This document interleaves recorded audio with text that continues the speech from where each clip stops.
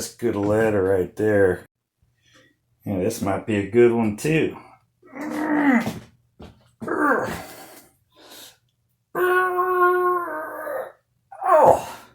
Oh man, this is some hard lead right here. I hope it's not zinc. Maybe my hands were just too dang weak to cut it.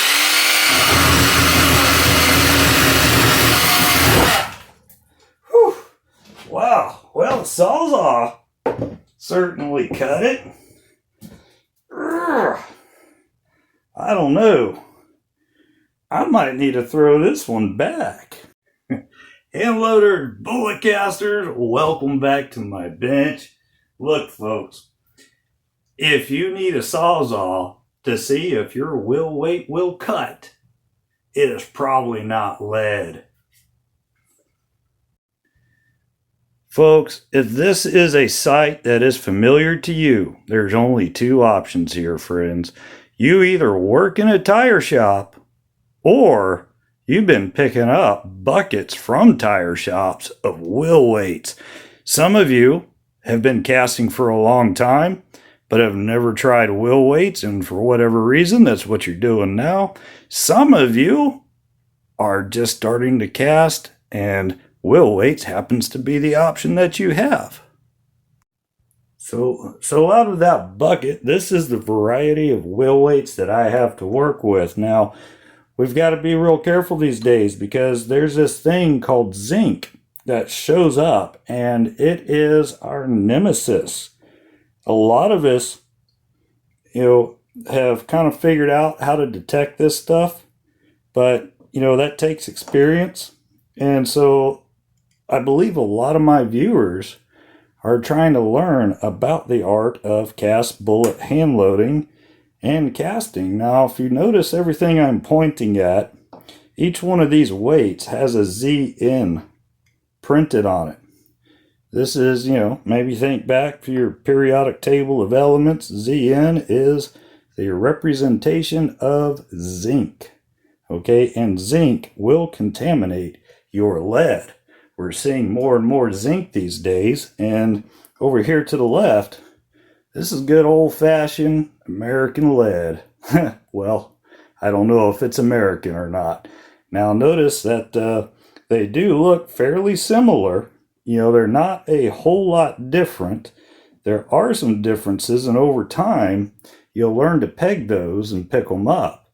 Okay, so this is a process. It's a learning process, but I want you to see, just a general idea of what most of the time your lead's going to look like versus your zinc. There's also a lot of steel out there, but don't worry, that stuff doesn't contaminate your lead. Now, this is lead. It's black. The only reason is because some knucklehead decided to paint his rims with his will weight still on there. Then he took them in to get balanced. Now there's a missing spot of paint that resembles a will weight. So I'm just kind of showing you some of these little deals here. The markings that are on the weights are sometimes helpful, but not always.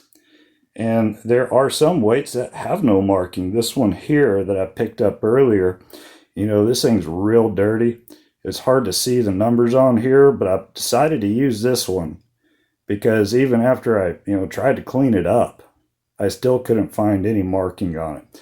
Now, I'm quite confident it's lead.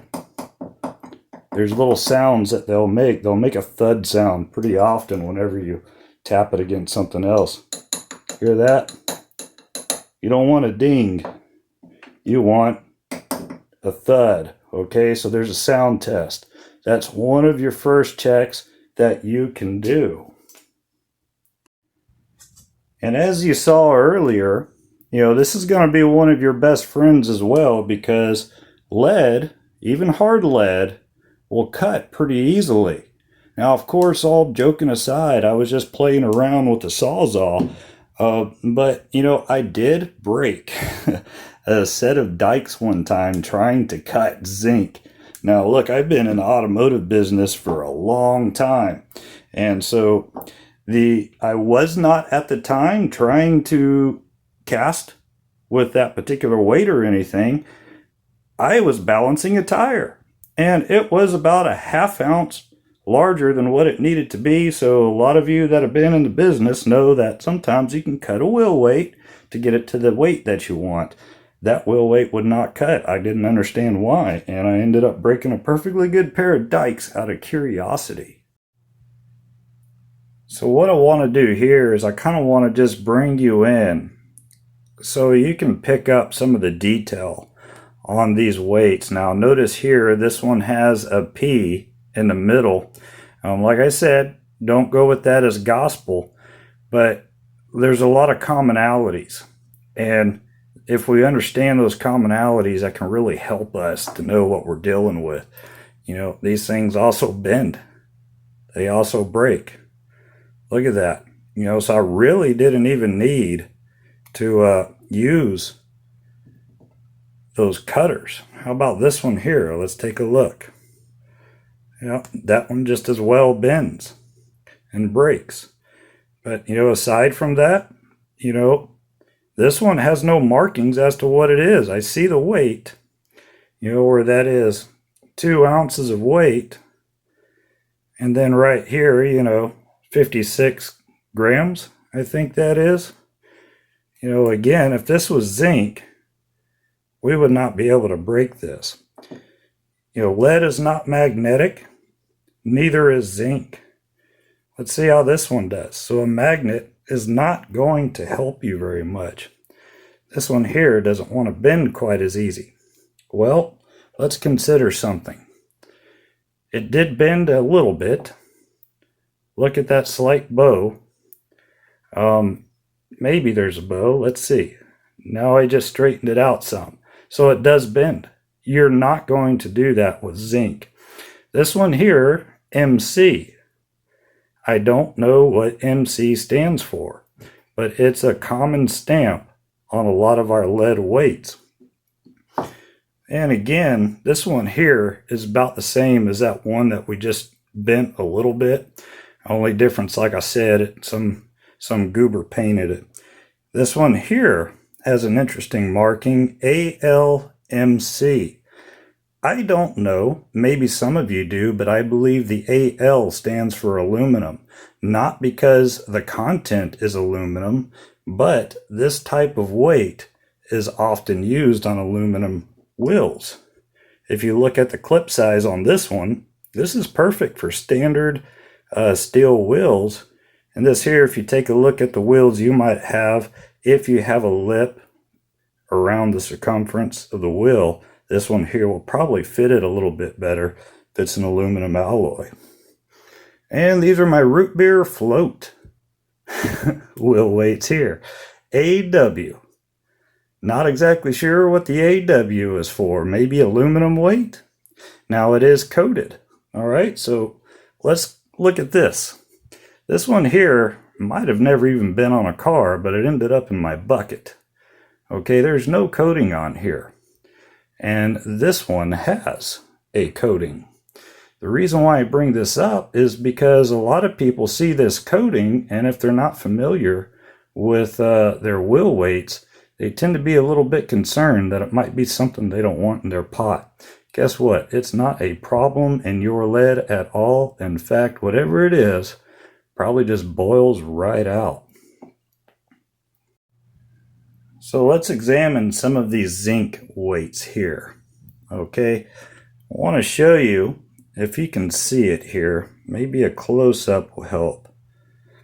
If you notice, there are these two little indentations right there. And not aluminum, a lot of times you'll see the same thing on some of these lead ones. And what it is, here we are, here's a lead one right here. It's got the same mark. What that is an indication that the weight was cast into a mold with the clip present in the mold. Okay, so zinc weights are cast. They are castable.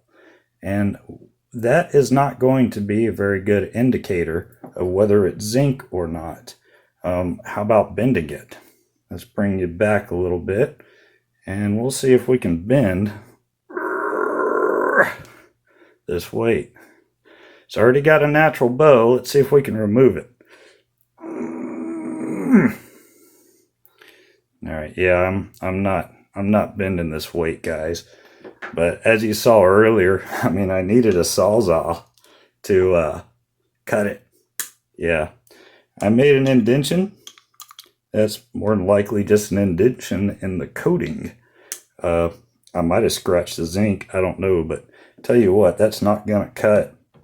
But see this wheel weight right here, if we take a close look, we'll see that it too has the same MC, but you know, it's also got this ZN. So unsure what the MC means, but it is not a good predictor of what's lead and what's zinc. This one has the same P.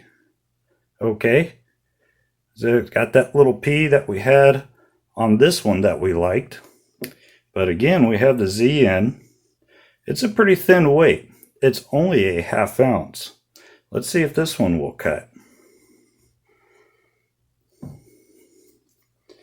Oh, I mean, it might. It's real thin. Yeah, not happening. And my hands are too arthritic to push it. And if I could, I'd probably just end up breaking my dikes. This one here is a pretty fat one. An interesting thing about zinc weights is they're not very heavy. So in order to have a, what is this? I don't know. We'll go back to this one. In order to be a 1/2 ounce weight, we have to take a lot of real estate from the wheel. I mean, look at the size of this thing. As you go through your bucket, grab yourself a 1/2 ounce lead weight and compare the sizes, because the zinc weights are always going to be a little bit larger, like this little fat dude right here. Again, ZN, not good. We don't want it. And this one here, again, okay, so I don't want to get too terribly redundant, but I'm trying to show you these details so that at any moment, you could pause this video and you could compare something that maybe you're unsure about. Let's take a moment now to look at some of these weights here, okay, because you're going to run across a lot of these too. Now, all these right here are good lead, but there's some pretty significant differences that you need to be aware of. Your typical clip-on wheel weight made from lead is going to contain, I don't know, I'm going to just throw some numbers out here, about 95% lead, maybe a little less, and there's going to be some antimony, arsenic, and probably some tin mixed in there. And all of that makes these weights harder than pure lead. You've probably run across some of these stick-on weights, and maybe you've heard some advice that all lead stick-on weights are soft and should be separated. Well, that's mostly true, but not entirely true, because this is also a lead stick-on weight. We have some quite visible differences here. So the difference I want to explain to you is this lead stick-on weight is cast, just like its clip-on counterparts. So it is the same alloy, and it is hard as far as lead goes, as far as wheel weights go.